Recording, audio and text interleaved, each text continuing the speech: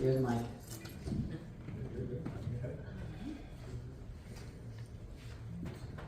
Thanks for being a good sport. So there's questions that you can see in the bulletin. They will be the same every time, and I would love for you guys to go ahead and start thinking about it in your daily walk. What is it that you need to be sharing with the people that you're around? And we go to the next slide. Yes. So often when I hear people say, "What's your testimony?" they're asking, like, "What's your conversion story? When did you first meet Jesus or come to God?" But to me, I think it's more than that.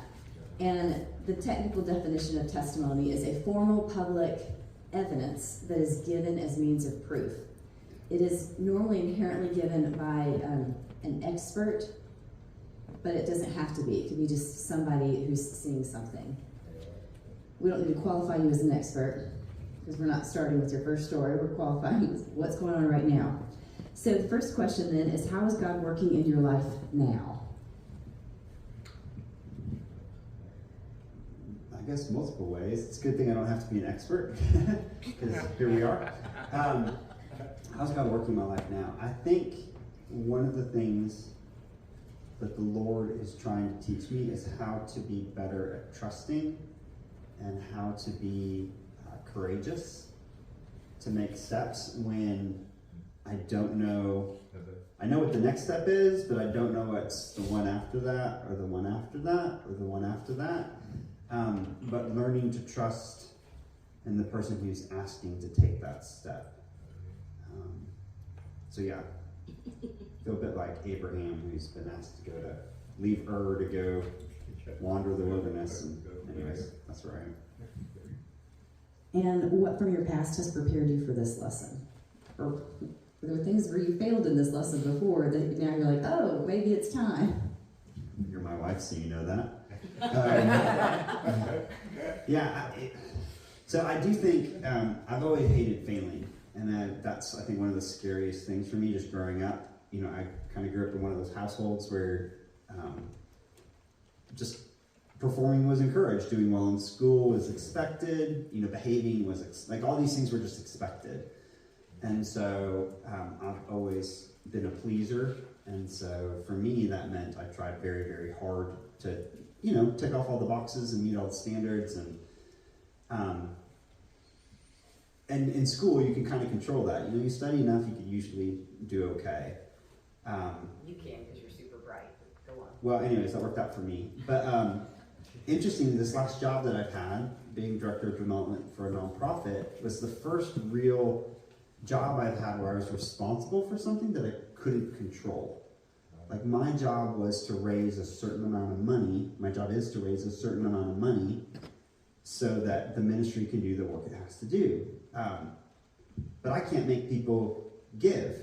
I mean, you can encourage them to, you can you can make a kind of influence, but you can't actually control it. And so for me, I think these last 10 years, just about, of being in fundraising, have been like a boot camp for learning how to give up the control for the things you can't control and to focus on what you can do. And one of the founders of the organization I work for has this line. When I first started this job, he said, "Mark, your job isn't to be successful, your job is to be faithful."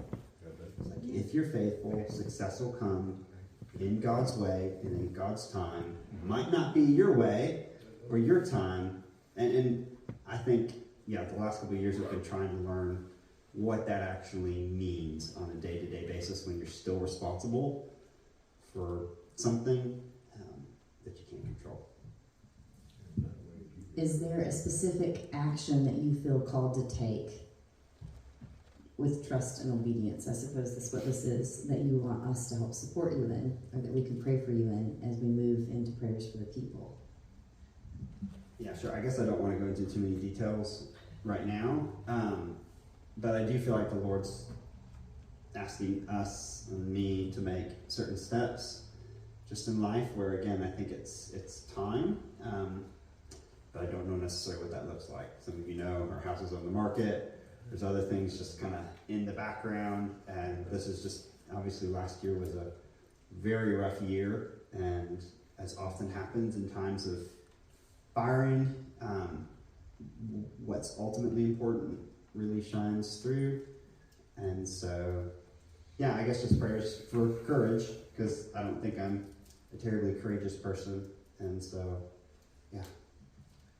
And what's your challenge for everybody? What you're learning.